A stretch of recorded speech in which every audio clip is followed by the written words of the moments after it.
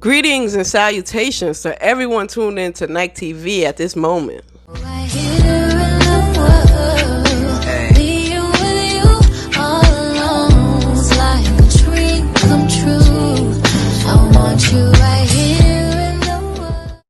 Listen, your girl got attacked by the COVID monster last week, and I am just now getting back to a place where I am up and moving and just ready to get back to normal life. Unfortunately, I am still testing positive, so I will not be returning to work right now. I did speak with those at my job, so all is in order on that front, but right now, I'm just trying to get over the last of the symptoms. And as you know, COVID does take away your sense of smell and taste. And right now, that is what I am grappling with. I cannot smell literally anything. Taste is minimal. I can get the feeling on my tongue. I kind of know what it's supposed to be, but everything just tastes one way, and that is the most frustrating thing I have ever been through. I do believe that to be true, but I am so glad to say that the other symptoms are gone. If you watch my last video, I was talking about how I was waiting for the test to come back either negative or positive. Okay, I'm finally home. I am not feeling my best, and I have taken a home test just to be sure.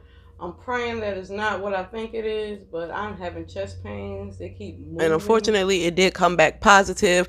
But my friends and family have absolutely been a rock for me over this past week and going through all of that. They got everything that I needed, from medicine to food to just everything, just being here for me. And I want to send a massive thank you to everyone who helped me through this time. All of the calls, texts, inboxes, none of it went unnoticed. Unfortunately, I was not able to respond to everybody in a timely manner, but I believe they understood. That is to be expected. I was just really, really down bad, and I'm so glad to be over that hump. I'm just waiting on my smell and taste to return. Fingers crossed that they do, because I've been reading, and a lot of people have said that they were over COVID months ago, but they still have not got those senses back. But I'm believing God that I will 100%, and that it will not be any lasting or lingering effects of that. But you guys are not here to hear me talk about COVID and what it has done to me. You're here to talk about this episode of Death on a Dirt Road, which is sponsored by coronavirus. With that being said, today's episode of Death on a Dirt Road is all about Brenda Miles-Bratschi and her controversial murder case back in Coward, South Carolina. So stay tuned for that. Before I jump headfirst into this case, let me just say that I am a little biased as far as Brenda Brochi is concerned. I mean, that's my girl. That's the only thing that I can say. I don't have a negative thing to say about her, and I will give my full and complete thoughts of her at the end of this video once the story portion is out of the way. But I do want you guys to be informed, and it is always so nerve-inducing. So I just don't even know the right word to say when you see someone who you've walked with daily, who you've worked with daily, on an episode of a TV show like Snapped. And I will say that Brachi did have an episode on the Oxygen Channel's production of Snap. Now, you do have to pay to watch it on YouTube, and I was not about to do all of that, so I can't include any clips here. But if you do subscribe to cable, or you have Oxygen Channel and you are willing to purchase it, the full episode is on YouTube. Once again, you do have to purchase that, but maybe you can go back into like the episodes of Snapped from your cable provider and see the episode, but I will not be including any B-roll film here. On October 21st, 2004, investigator Michael Rhodes was responding to a domestic violence call.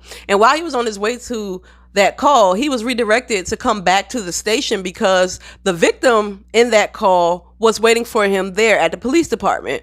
And that was Brenda Brochi. She stated that she and her husband had gotten into a spat. They were walking to their car to go to a credit union. And when she turned around, she saw her husband, Randy Brochi, coming behind her with a garden tool in his hand. She stated that she grabbed a tire pumper and began hitting him to get him away from her. And she did have a small laceration on her thumb. Soon after speaking with Brenda Brochi, investigator Rhodes then went to the Lake City emergency room where Randy was being tended to. He had a skull fracture, bruises on his chest, and other injuries in his head. He was described as in stable condition. The injuries were said to be pretty severe but not life-threatening.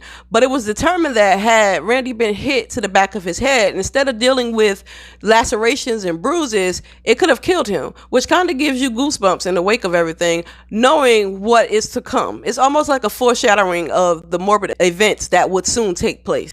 Investigator Paul Bird then went to investigate the crime scene formerly known as the Brochi's yard. He retrieved 6 guns, multiple boxes of ammunition, as well as a gun from Randy's boat. Randy had gone down to the family court to get a restraining order against Brochi. He was said to be terrified of her because of everything that had gone down. He did admit to wielding a garden hoe, but said that he only used it in defense of Brenda Brochi coming towards him.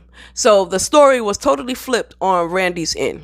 Brenda was subsequently charged with assault and battery with intent to kill. The protection order did go through, and then Randy had gone back down to the house to retrieve his black Isuzu Rodeo, which he had previously allowed Brenda to drive. Kathy and Russell Merrill were longtime friends of Randy Brochi. She stated that she became friends with Brenda Brochi after the altercation, and also after the altercation, Randy began dating another friend of theirs named Susan Hill. Brenda found out about this. Whatever happened during that time, and Randy also had a gun stolen. Susan also confirmed that she and Randy began dating after the altercation. She stated that one time she came home and she found a light on in her home, a door open, and her inside dog outside when she knows that she had turned off those lights and locked that door. She also stated that she had gone to clean Randy's trailer for him along with Kathy, and the door was locked, although Randy had stated he locked the door for them. On the Friday after Thanksgiving in 2004, so November 26, 2004, Randy clocked out of work at about 7 a.m. He was prepared to go to a turkey shoot with friends. When his friends came to pick him up, they found that his truck and boat were there, but the black Isuzu was not. The same Isuzu that he had allegedly loaned to Brenda Brochi before the altercation. Randy's dog was still inside the trailer, and a makeshift alarm system that he had set up after the altercation with Brenda was not set up. The friends and family that started looking for him was almost innumerable. He was scheduled to go to work for special shifts on Saturday and Sunday, did not show up. He did not go to his friend Russell's house for oysters like they had planned. Brenda and Susan called looking for him. They could not get through. And then finally on Sunday, Russell called the police about Randy being missing, and Brenda did the same thing. The police searched Randy's trailer. They could not find anything except for his glucose meter, which was there and last used on Thanksgiving at about 5:47 a.m. Other than that, there was no sign of Randy, and there was nothing under his trailer. Nothing was amiss. So investigators were stumped. They also used cadaver dogs, which did not discover anything. Several witnesses reported seeing a dark Isuzu Rodeo at a public boat landing on the PD River, only it had been there from Friday on and nobody had reported it stolen. The plates of the rodeo was subsequently ran through the NCIC computers as belonging to a missing person, and it did get back a hit. It came back as belonging to Randy Brochi. An envelope containing $900 in cash, which was in $100 denominations, was found on the driver's seat. Small spots of Brenda's blood was found on the steering wheel column, the dashboard, as well as the gear shift. Editing Nike here, and you just cannot help but wonder what those people had going on. I mean, blood was all in the car. The blood spots were determined to be several days, even a week old. No body had appeared to be transported in the back of the vehicle. The car had not appeared to have been hot wired, and there was nothing found along the river. This was a total mystery. Jerome Edie, who lived near the boat landing, stated that around that time he had seen someone walking alongside the side of the road. That person had gone to a neighbor's house before coming to Jerome's home, and that turned out to be Brenda Brochi. She stated that she needed a ride home, and he and his mother obliged her and gave her a ride home. He stated that he gave Brenda a ride to a trailer home community right near Randy's, and that Brenda did not appear to be nervous, sad, mad, crying. She appeared pretty calm. Investigator Hannah stated that he searched Brenda's family farm and only found a rectangular hole near a deer stand. He also stated that that hole resembled a freshly dug grave. William Roch, a friend of the Brochi, stated that he saw Brenda leaving Randy's property around the Friday or Saturday after Thanksgiving, around daylight hours. He stated that Brenda was driving her car at the time, which was a little brown tannish car, so she did not have the Isuzu Rodeo that she was known to be driving. Now here is where it gets interesting, because Brenda did not move back into Randy's property after the expiration of the protection order. So on July 16, 2009, after Marty McDonald had bought Randy's property during a tax sale, he was then to move the trailer off of the land. When he was moving the trailer off the land, he saw something underneath it, which he at first thought was a gourd. It turned out it was a human skull. Marty McDonald immediately contacted the police, and they collected the skull along with the rest of the remains, as well as some clothes and boots. The body was found inside of a blue tarp in a freshly dug grave, which ranged from 8 to 18 inches. DNA tests later concluded that the skeletal remains did in fact belong to Randy Brochi, and the Florence County Sheriff investigators as well as a forensic anthropologist could not determine how, when, or where Randy had died. Sure enough, Brenda was arrested on December 7, 2009 for the murder of Randy Brochi, and in June 2010 she was indicted by a grand jury. She was also indicted for burying a body without notice. Heath Matthews, Brenda's nephew, testified that Brandy moved in with he and his parents after the altercation with Randy. She also stated that right after Thanksgiving, after he and Frankie, Brenda's son, returned from their hunting and fishing trip, he heard Frankie on the phone with Randy, and the call only lasted about 3 to 4 minutes. So this was the first time where the implication of Frankie, Brenda's son, came in as being an accomplice. During the trial, Brenda called Frankie to the stand to testify, but he asserted his Fifth Amendment rights and refused to answer any questions on the stand. You tell me, why would someone do that in their mom's murder trial? Brenda renewed her motion for a directed verdict, but the trial court denied it. She was subsequently convicted on both accounts and was sentenced to natural life, plus 3 years imprisonment for the burial charges. So to sum it all up, Brenda had gotten away with murder as long as that property was not on the market. Once Marty McDonald got it at that tax sale and he moved that trailer, everything came to the surface. Randy, who was once considered a missing person, was discovered underneath the trailer, and it all went to hell for Brenda Miles-Bratschi. She was again tried and convicted in a court of law for murder as well as burying a body without notice, and received life in prison plus 3 years. She still remains at Camille Griffin Graham Correctional Institution. Now, what did I think about Brenda Brochi?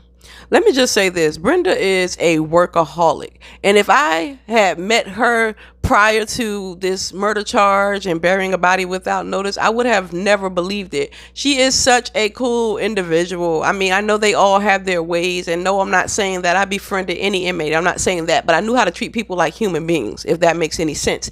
And I've had many run-ins with Brenda. She was always around. She cleaned up the admin building. She used to work on R&E when I was SD down there. And if you don't know what SD means, that just means security detention. That means that I was down there for months at a time. I was the corporal and I had a sergeant down there, and she was with us the entire step of the way.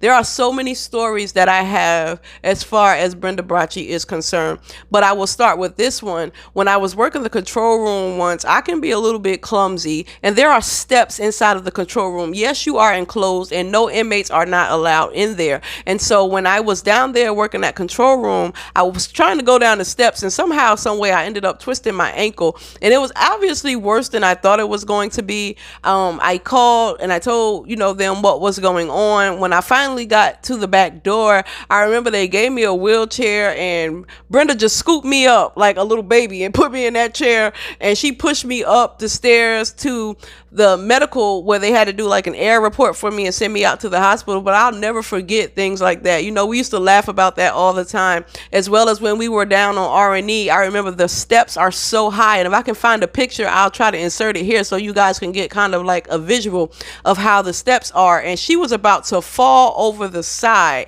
and I remember I just was like, I don't know what I was going to do. Now another inmate had reached and grabbed her arm, or she was going to go toppling down those stairs, but they caught her at the right right moment. And we also laughed about that. You know, every time she would see me, she would go Hampton and this really, really country accent, because she has the most southern drawl I have ever heard in my 37 years of life.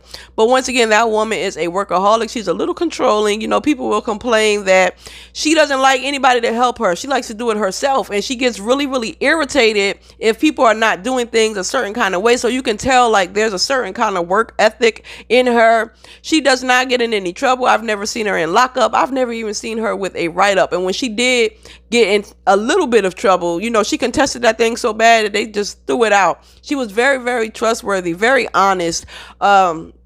And that's very, I know, weird to say about inmates, but there are some who, like I said before in a previous video, they want to come to prison and they just want to do their time. They're not all about all that trouble, especially natural lifers, and she does have it.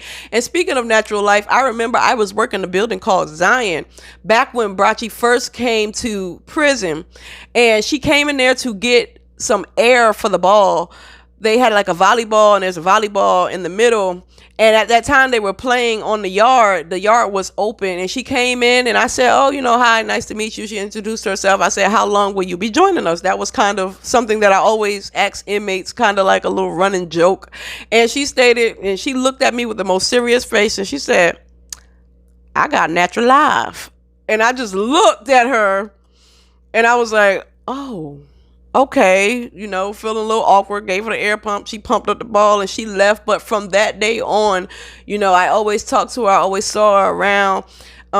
She never is on the building. So she's not one of those people who you're going to be working a building and she's just sitting around. That she just cannot do that. And you can tell that working on that farm has really affected her in that way. She's, again, a workaholic. She has to be moving. She has to be piddling. She has an attitude like everyone else. You know, she can get angry, she can get upset, but as far as being a disciplinary problem, never. I don't know exactly what was going on with her and Randy, and I'm really, really sorry that it happened.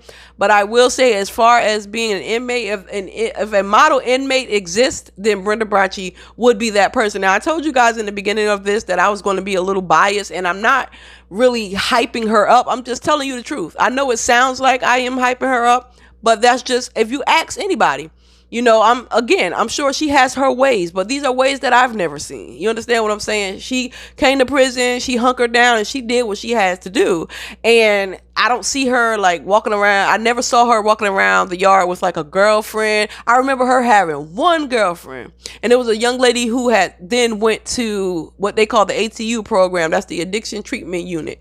And she was so sad and miserable with that woman gone that she couldn't talk to her every day. And I never saw her try it again. She was like a one and done type of individual. But as far as Brachi, like I said, I have really nothing negative to say about her.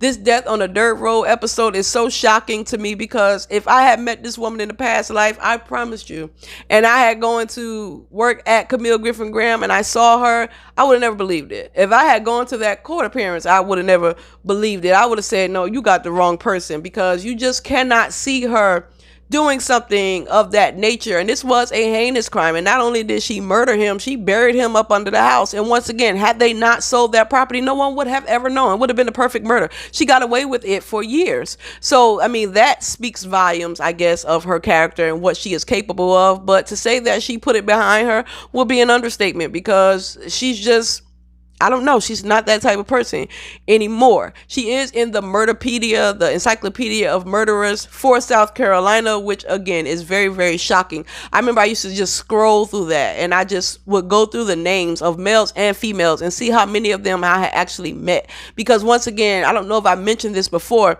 but there is a statistic that says you walk past about 16 murderers in your lifetime. And I always like to joke that I have far exceeded that statistic. And so I would go through there, and it would just become like this little running game for me. How many of these people have I actually made contact with? How many of these people have I actually met in person and have had some dealings with? And it just shakes you to your core. Now, I don't want to say that you become desensitized working in a prison, but that's the best way that I know how to put it. I mean, you can't walk around looking over your shoulder everywhere you go. And at some point, you know, unfortunately, you become comfortable, and we should never do that. But it's almost like it's just like a second home. You know, everybody becomes so familiar. And because the inmates act so familiar with you, it's almost like you're a teacher at a school and they are your students. You know, they just, I don't know, they make that sort of impression on you. Now, not all of them, and I will say that working at a male prison, I never allowed that to happen. Now, the people that were on my caseload in the character unit, sometimes I would let them come in the office and just talk and just ramble. But as far as being on the yard, and no, I was not having any of that. But I'm telling you, the female prison, it just hits different.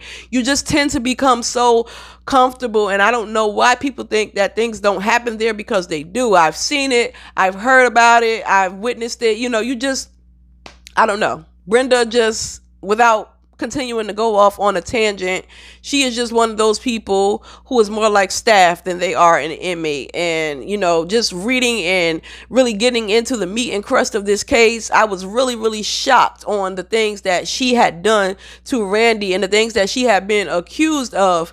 But as far as my personal experience with Brenda, no such thing. I cannot say even one negative thing about her. But I hope you guys enjoy this episode of Death on a Dirt Road. I'm going to go ahead and wrap it up here. I'm getting a little winded. I just wanted to bring this episode forward, let you guys know that I'm still alive. I'm still here. Look out for further episodes and let me know what you think in the comment. Have a great and wonderful rest of your day.